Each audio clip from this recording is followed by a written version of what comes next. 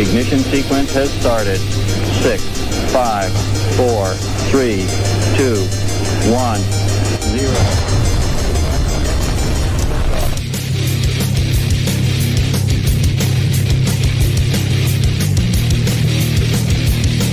You have entered Untold Radio AM.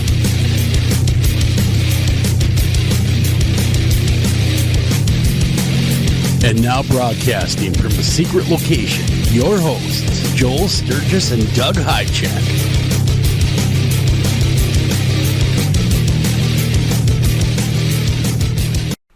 Welcome to Untold Radio AM. I'm your host, Doug Hychak, and missing is Joel Sturgis, who is normally here, but he's under the weather. So tonight we have a treat. I've got I call him my shyest son, who's going to co-host tonight with me. And please, he is shy, but I had to twist his arm. But Alex, are you there? Yeah, I'm here. I'm here, Dad. Good. Yeah, no, it's awesome. It's awesome to share the mic with you tonight. So anyhow, the first thing I want to ask you is, you really haven't had any paranormal experiences. You're like every other kid of mine has had paranormal life, where they've had numerous things. And it's been you and then Josh that have been completely spared of the paranormal waves. So is that true, or are you just holding back? I mean, I might be holding back a little bit. Not going to lie. A little bit. Do you have anything that you want to share? A little thing that kind of maybe dropped into your gray basket? Well, wow. No pressure.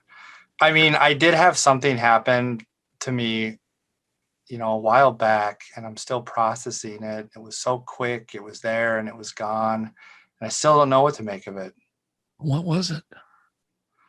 Well, yeah, I mean, you're right to say that out of, all my brothers and sisters, I would say I've been the most resilient to having experienced, the paranormal and just weird stuff. Everything's been normal. Everything's been normal.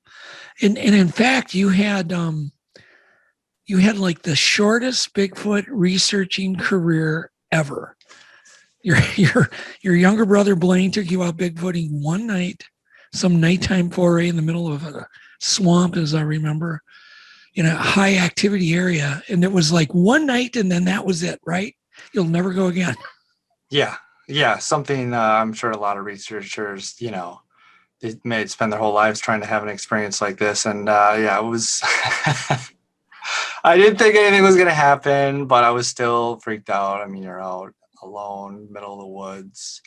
It's just me and my brother and our friend Jim. And I mean, first off, it's just, you're feeling weird. I mean, this isn't something I normally do. I probably spend, 80% of my free time in front of a computer.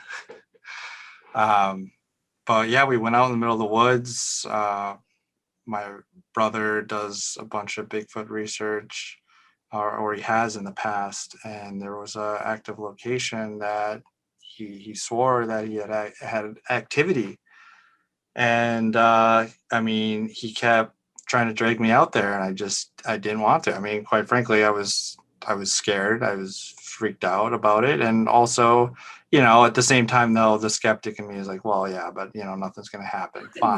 Fine, I'll go. And so we go, and, we're going deeper and deeper and deeper into the woods. And already I'm not liking it. Right? Okay. And, I mean, pretty much anything happens and I'm jumping, right? I mean, you hear a squirrel, I'm jumping, but this was different. I mean, it was this clear eye shine that started over 6 feet tall, could have been a bear. And I mean, I basically froze, and finally came to my senses. I blinked and it was gone. And I mean, I basically begged to leave. At that point. Yeah, I wouldn't blame you though. On the same token, didn't you guys see some other weird things that night? It's been a long time since I've heard this story.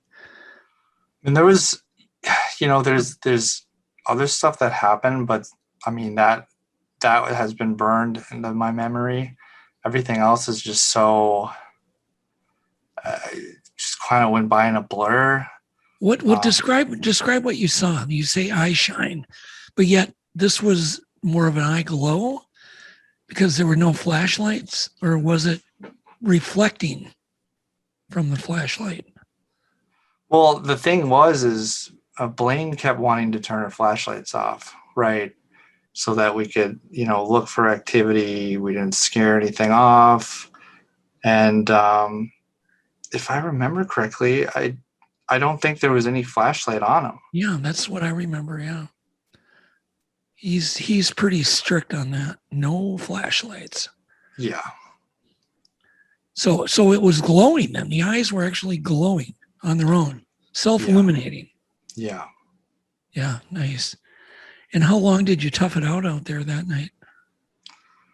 We were out there a few hours at least. But I mean, as soon as that happened, I mean, I was just like, I need to go.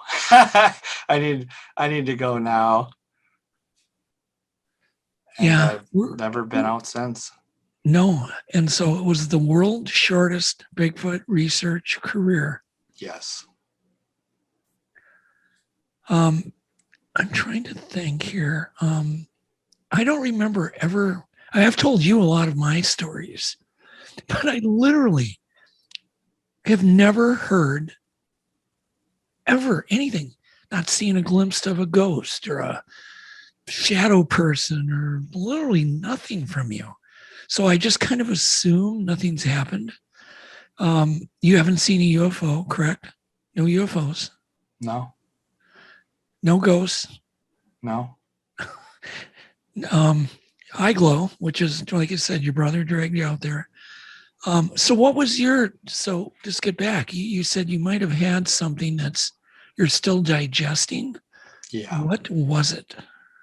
Well, that was it. It was just, I guess, okay. It's just so, something like that happens to you and you don't know what to believe anymore. I gotcha. So it took away your skepticism and made you think, oh, maybe there is a possibility.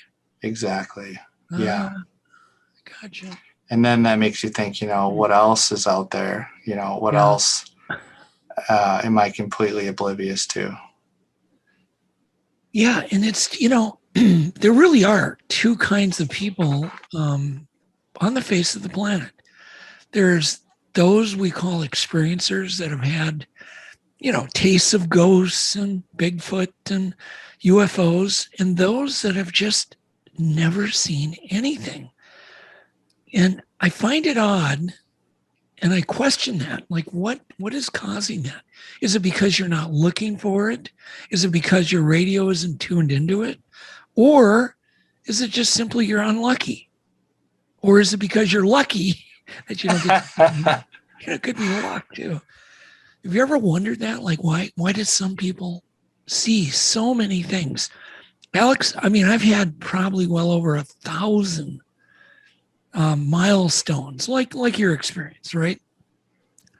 But times 1,000, and you've only experienced one thing, and I think, wow, that would be like a month, because it's hard for me to even go a month without something really amazing. In most cases, something I've never experienced, never seen before. And yet you've had nothing. Blaine, your brother, has had many things. Many, yes. Many. Your sister, your older sister has had many.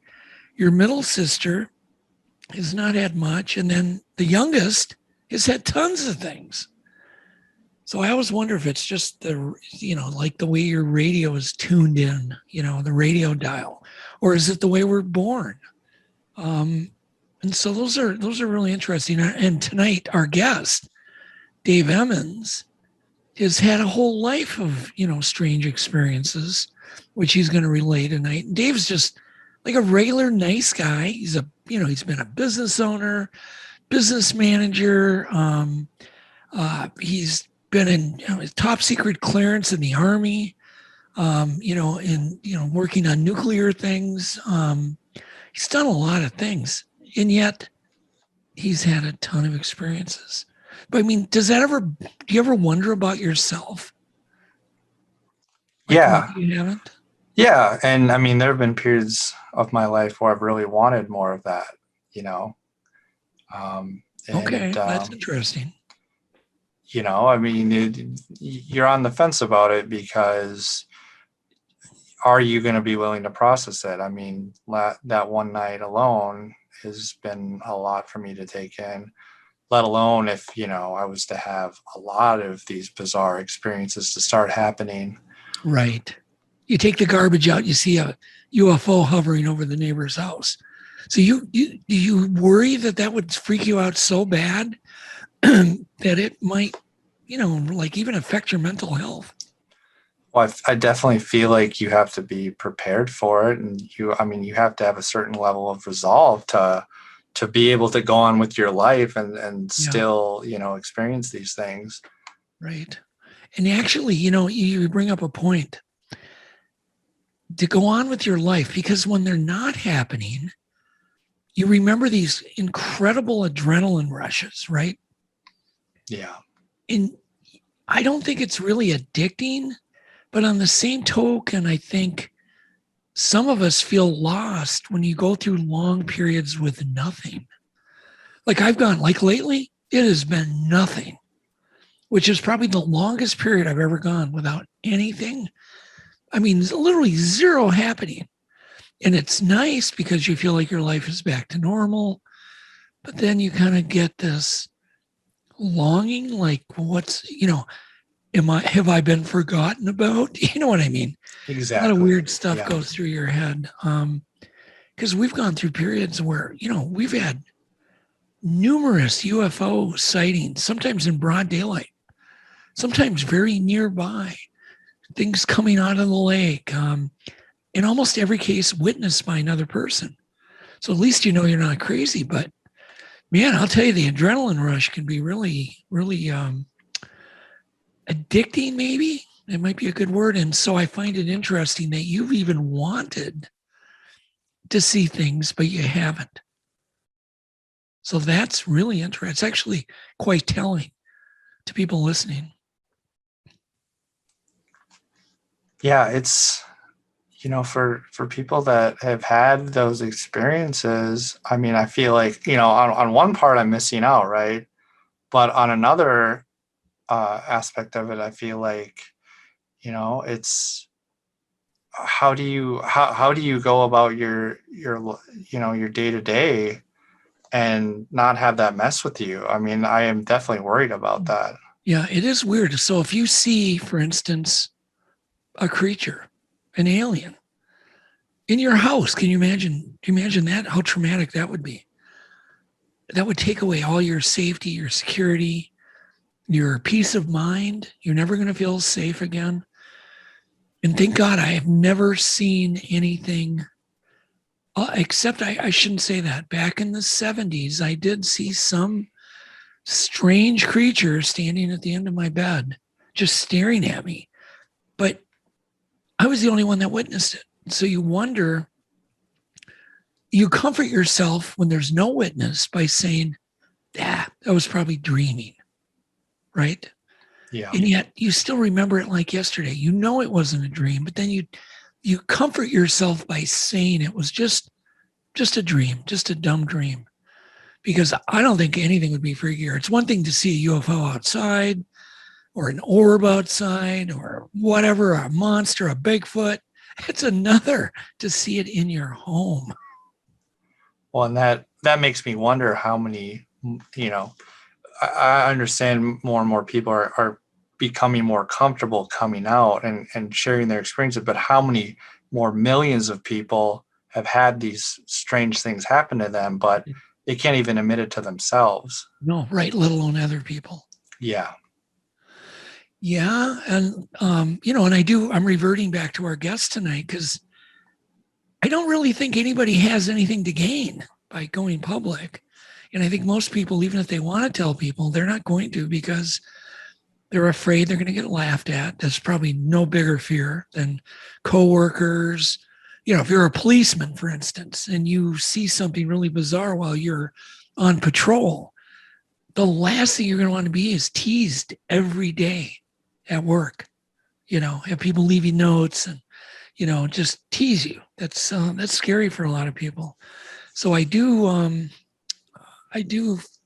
find people that do come forward, many of them very courageous. If you could imagine the courage it takes to go public. I mean, it took me courage to talk about stuff openly, and then finally you just kind of get old enough where you just go, don't really care. Don't really care what people think. And I've always worked alone, fairly, pretty much. And so I'm not going to be subject to being in a police precinct, where my fellow police officers are, going to be ribbing me every day. That would be horrible. Yeah. Definitely. I know what you're saying. Yeah. To be someone in the Navy, the Army, a police officer, and to have the courage to come out and speak freely on what happened and what you saw must be super hard. Yeah. Although finally, with the government finally admitting they don't understand what's been photographed and recorded on radar, and they don't have an explanation for it. It's finally, I think, giving people, one that came forward earlier, more confidence in themselves, and they're getting probably teased less. They can finally say, "I told you so." You know what I mean? And then, but there's still a ton of people, especially in states like Minnesota, where we have so much like German descent, where there's no way they're coming forward. They're just not talking to anybody.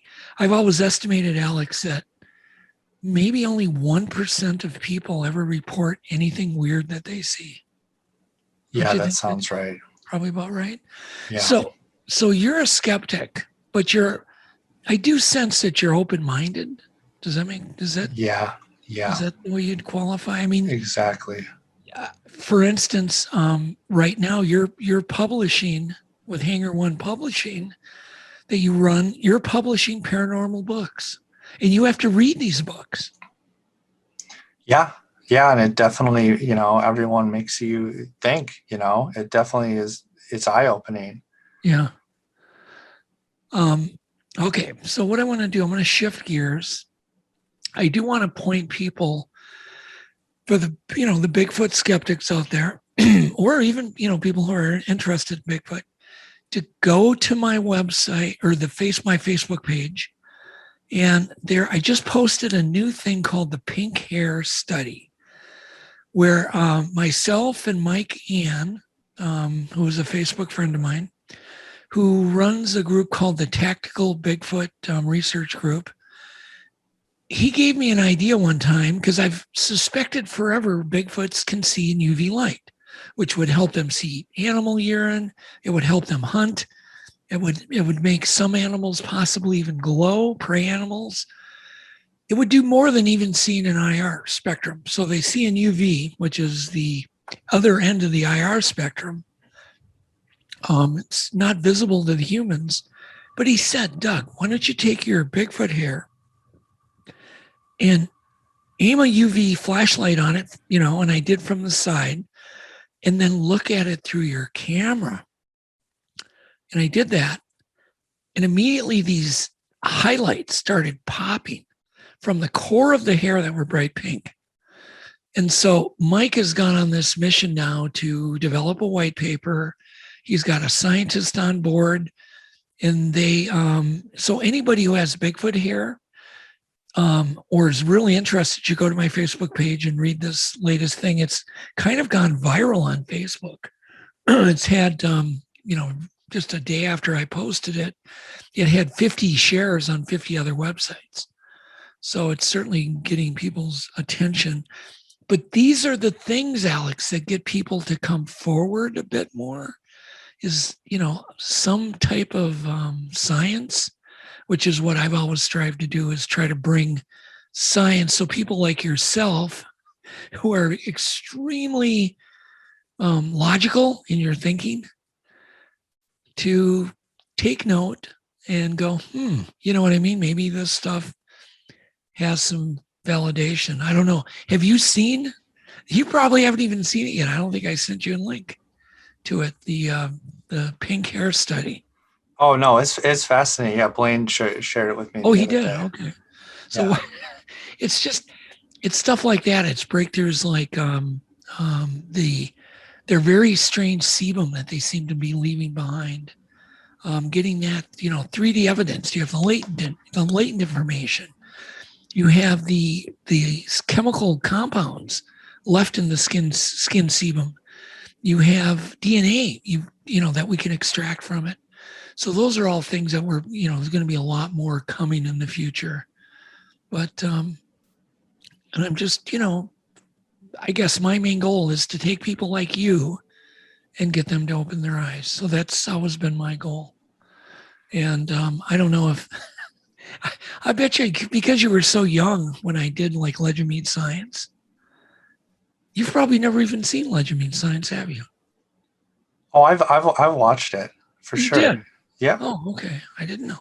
I didn't know because I've never really discussed it with you. Because I've always wanted to not rock your world. You know? Yeah, I'm definitely, the timid one of the Yeah. bunch. Well, when you were born, you were that way too. You were always just kind of yeah,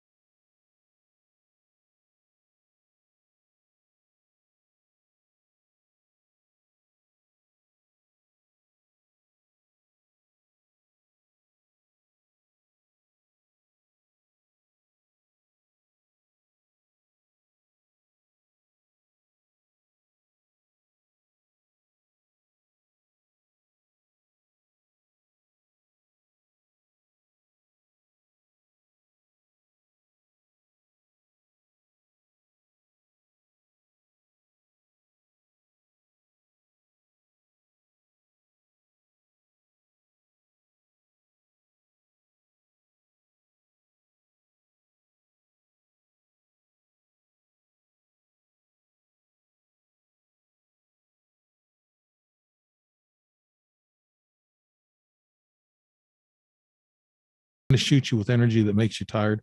So I go in and I rest my back, and I had my elbow up, and I was just laying there. I wasn't asleep. And then I heard this crackling, popping sound in behind me. And I was facing the door to the north, and this was coming from my backside south. Heard this crackling sound. So I turned around to see what it was. It was really loud. It's like taking a whole box of crackers and just crunching them. It was a static, and it hit my shoulder. And then I got partially numb. I couldn't move too well. But then I took my shoulder and I tried to go backwards and try to see what it was. It hit me again. And then that's when I was really paralyzed. I can move my eyes. I can see out the door. And the strangest thing happened. I heard my sister's voice from the hallway said, "Come on, Dave, you can do it. Come on." I said, "What do you mean, sissy?" That's what I called her. And she said, "You can do it. Come on." I said, "Come to the door where I can see you." She says, I can't come to the door." And that was my sister's voice. She died 4 years earlier. But that was her voice. And I said, "What's going on here? Something's crazy." And my left hand was sticking up. I can move my fingertips. And then there's a baby's hand that dropped into my fingertips. And I pulled down on the fingers. I felt the palm. I said, "My God, that's a baby's hand. What are they showing me this for?" Then I started kind of like getting really afraid. And then something heavy sat beside me, something solid sat at my hip area, and the bed went down. I said, "Oh no." And I kind of screamed out. I said, "God help me." See, I can talk and I can see in a certain direction, but I said, "God help me." And all of a sudden it was gone. But I was actually electrocuted during that time. I got several shocks, and I think that's where maybe I got an increase on my DNA, negative charges, whatever. It's interesting. Have you ever woken up with bruises? Yes, I've had legs. Usually they do that on my legs and on my arms. Sometimes I will see like little marks on me. I just keep track of them. I take pictures of them, and I don't do too much now. I don't go around in the woods or anything now, so I don't scrape or scratch myself too much. So when I see a mark anymore, I take a picture of it and I keep it on file. A lot of times they're like 3 little round holes in a row. Like I got on my leg right now, there's about 4 of them. It looks like somebody just took a little tool and run across and punched 4 little holes across. Yeah, I've had my share. And I also, my back right eye was burned, and the eye doctor looked at it. This happened out in Nevada. There was a real strong, bright light that just flooded into my car. And this was about 1:00 in the afternoon. I was going to Alamo, Nevada for a convention there. And that's close to Area 51. And this bright light just come in waves, and it hit my eyes. I had sunglasses, but my right eye was exposed, and it hit my right eye and burned it. And I went back to, now when I got in my room, I kept splashing it with cold water. And my brother called me and I told him about it. And he says, "No, this is not the time you're telling me." He said, "No, you're wrong." He said, "You're about an hour off." He said, "This is your time you're supposed to be." And so I lost some time. My brother said, "Yeah, you lost some time. So you better be careful." He said, "They're going to get you. You're asking for it." He was concerned because he knew that everything that I was going through that was real. My whole family, they just know for sure that, yeah, Dave has been through this stuff. So, but it gets scary at times. Of course, you can't have that military focus all the time. Sometimes you get scared, but I don't want to stop looking. My curiosity keeps me going. I'm getting to the age now, Doug, where I have to write this book, get it done, and just let everybody know what I know. And before, okay. Have other researchers talked to you and listened to your story, and what are their thoughts? Yes, I've talked to a lot of scientists, PhDs, and they believe everything that I tell them because I tell them my symptoms. A lot of the times when people, they don't detail the ET very well, they don't tell about their body symptoms. I put my arm through my steel door in my living room in Godfrey. Something was telling me to walk through the door. There was 2 entities behind me. I don't know who they were. I tried to turn and look, but I couldn't. And they told me to walk through this steel door. And I said, "I can't. I'll bump my head." It was telepathically, and I thought I can't because I'll bump my head. I don't want to hurt my head, so I stuck my arm through, and the arm went halfway through the door. It was up to around about 4 or 5 inches from my elbow, and then I stood there and I looked around. And I said, "Anybody seeing this?" In my mind, I was thinking, and it started burning. I started getting weak. I started perspiring, and I was getting nauseous, and the heat was getting to me there at the door, because the door was actually interacting with my skin and my body, and is making me nauseous. So I finished going through the door. I talked to a scientist in New Mexico. Him and I were good buddies. As a matter of fact, we kind of shared information, MIBs and the stuff like this. And he was a top secret guy. He's retired, but he's an inventor. He told me when I wrote him, he said, when you write and tell me these incidents, don't give away everything. Just tell me what you felt like, what symptoms you had. And when I told him about this door and the heat that I had, he said, if it wasn't for your symptoms, I'd think you're dreaming. But he says, your symptoms, which you told me about the heat on your arm and how you felt nauseous.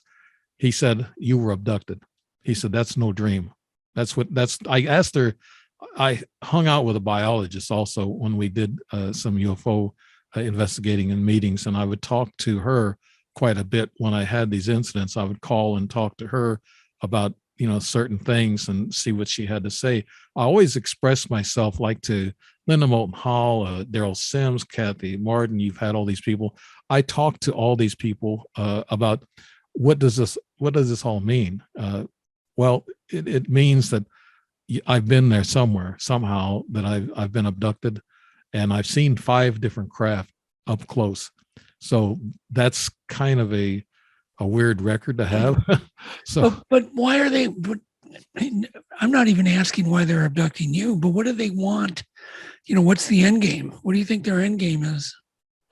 All right, you ever heard that scientists are saying that we might be a matrix? We could be just a hologram. Sure. And that's a lot of scientists are saying that. Yep. I think what's going on is that we have another energy or another soul in us. We're a vessel. Our bodies are vessels. They said that in the Bible. So our bodies are vessels, and there could be more than one soul or something or somebody else that we're carrying around in our DNA and our subconscious. Our subconscious hides everything from us, the secrets, everything. So we only can open that up, and the ETs know how to open that up. They also know how to use us as storage vessels. So there has to be something about me, because I ran into another guy in Sedona, and he was a Japanese young guy, and he worked for a professor. He was kind of like a little weird, had a little weird energy. He told me, he said, you know that most ETs believe in reincarnation. I said, yeah, I heard that. And that could be the key to things, that we're going to leave our bodies someday when we pass, and our soul's going to go somewhere. Our energy is going to go, our consciousness is going to go with it. So we might have something that they're interested in, that we're carrying around, an old soul. And that's what I was told about this Japanese gal. The reason why she liked me, because either I donated semen to her offspring, or she is one of my offspring from years back, since she's about in her early 30s and I was in my 60s. I could have been her father. And I saw several times where they did take semen samples from me, and happened in Sedona. And it looked like a brown hose, a small brown hose. They stuck it down between my legs. I had my right knee up. I tried to kick away the tube that they were putting there. And then after I tried, they knocked me out more. But they must have been kind of amateur, because I regressed some of that dream that night. I walked back and forth in the room. Somebody had me by the shoulder, my left shoulder, and somebody was on my right side. They had this bright light. They erase your memory with bright light. That's one of the methods they use. And it's a tube. It's about 7 inches long, looks like a fluorescent tube, but it's really bright. And they shine it back and forth in your eyes as you're walking. And I thought, why did they do it while I was walking? Well, if you're walking, you're going to open your eyes, right? It makes sense. If you're laying down, you may close your eyes and they may not get a good light, memory removal. So they had me walking, and I figured that's why they had me walking, is to have my eyes open, because every time I looked at this light, it burned my eyes. and I turned away, and then they turned me back into the light, and I walked maybe 2 or 3 times from the end of the bed to the patio doors, and that was only probably about 15 feet, less than that probably, but they walked me back and forth several times with that light. And so I laid back down, and those are the memories I had of that incident. So you can have some bits and pieces of your memory. Yeah, I mean, it is amazing that some people have no memories, zero. Right. Some people need to be regressed, and some people can't even be regressed. Right. Yet they know they've had some activity. So in conclusion, you think that they're here to get some type of soul energy or some type of emotional energy from us? There's something not about DNA. You don't think it's DNA related? Yeah, it is DNA, because DNA will show your frequencies, and that's what you have in you. Now, this is just one of my opinions about having a double soul or a double energy pattern within your DNA and your body that they're interested in keeping and using you as a storage vessel. That's only one. The other part is they're keeping up with us DNA wise, and they're actually hybriding us and making us smarter human beings, and maybe trying to help us advance. And they also are against nuclear weapons. So they don't want us to destroy this planet. There's been a lot of nuclear missile sites that's been visited by UFOs, and they've actually messed with them. So they're against nuclear weapons. So to me, I think they're either trying to hybrid us and make us smarter, sharper human beings, more peaceful human beings, maybe more spiritual. These are things that even scientists are. It's like me. I'm taking a guess shots here, but even scientists would do the same thing and guess at what their motives are. Do you think any of their motives are to just take over slowly? Yeah, that's the hybrid program. One day that they will have a majority of us. And right now, with the trouble we got going on, they said the thing to worry about is the interterrestrial beings. These are human beings that are actually born and raised here on Earth, but they work in secrecy. They get in the top ends of our government. They get into the big banks. They try to control things, in which not try, but they do, because they know how to use that energy to influence people's thinking. This is, they say, are the most, they're the most dangerous of all, the terrestrial, extraterrestrial, the intraterrestrial, and then the actual human, I guess you would call aliens or ETs, but I've heard that they're the most, because they're integrated in our systems, and they help push us in a direction they want. It sure seems like it, doesn't it? Yeah. You watch politics and you see Right. what's going on right now, and it's kind of head shaking. You're just kind of like, I can't believe that's going down. Yeah. But I know I've been followed and watched and stuff like that. And it's the more exposed I get to a lot of different individuals. MK Ultra, I know you heard about that. I've talked to several people that's been involved in that. So yeah, it's you don't know who's telling you the truth. You don't know who is an alphabet person or who is a true UFO aficionado. You really don't know that. Sometimes you don't know who you're talking to. And Doug, I'm not an agent. I'm not an alphabet guy. I'm an experiencer. So we have 3 minutes left. So tell us, when do you think your book will be done? And, what do you hope to learn in the next 10 years of your life? I mean, what are you looking to learn in the next 10 years? I'm hoping to live the next 10 years. But no, what I want to learn is what is this all about? And just like I told you, the title of the book, and you kind of give me some ideas about that. It's what do they want? That's the whole key thing. What do they want? The same question you asked a while ago. And after I finished the book, I can finish it in about a week or two of the text part of it. Then I have to go organize my illustrations. And of course, hopefully you guys will work with me on that. You sound like great people. Love to. I'm really interested in working with you guys on this book project. But yes, I probably might go out on a speaking tour. I've been on a lot of radio stations. I'm all over the internet with my stories. I don't like calling them stories because they're actually experiences. and they're nonfiction.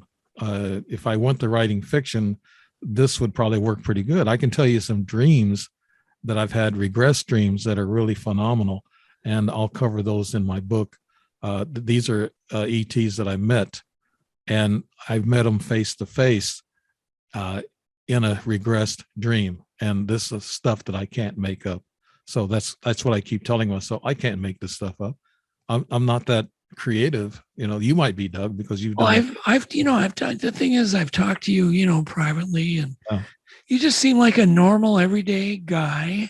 Yeah. Who's just going through life, and then you have these hiccups. Right. That you just seem to be, at peace with, I guess. I am. I'm like I said, I'm focused. I'm curious. I want them to come and talk to me face to face or telepathically, because that's all they do.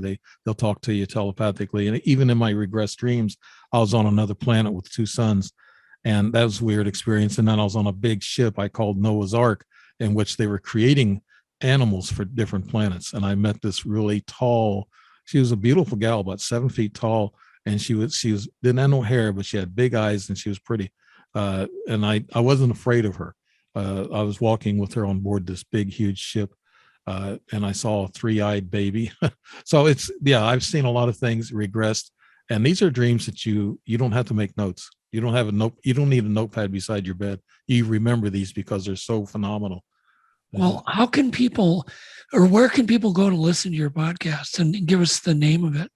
It's DNN, Disclosure News Network, and Okay. we have it on Facebook, and we've got 3 videos, I think, out now.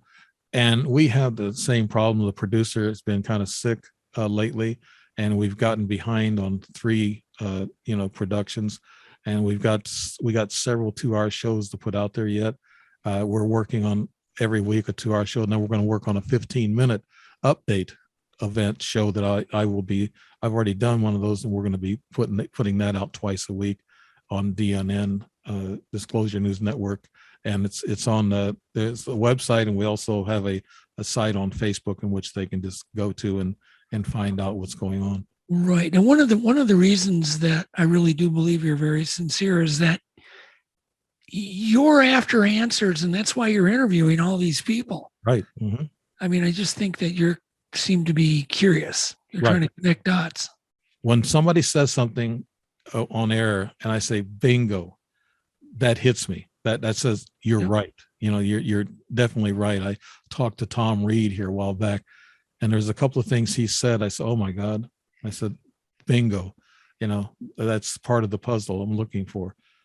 Other people that's been abducted, and they can tell you the same little details, and that's helps my curiosity a little bit. Yeah, it gives you peace of mind. Yeah. Well, thank you, David, for joining us. That went by really, really super quick. Thanks, Alex, for running the board and co-hosting and coming on as my shyest son. You did great. No problem. He sounds like he's really smart, because he's been replying to me about the book and stuff. And I really, that's great. I've been looking for publishers that would do, what you guys do as a family, and I hear nothing but greatness from everything I've been hearing. So I'm really blessed to meet you, Doug. Yeah, well, we're blessed to meet you. So thank you, David. We're going to sign off, and thank you for joining Untold Radio, and please subscribe. We need more subscribers. We're growing.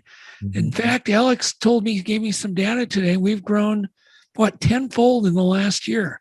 Wow. So that's good news, and we're excited to grow more. Thank you, Alex, Doug. Thank you guys so much. Thanks, David. Bye. Thanks, Dave. Bye.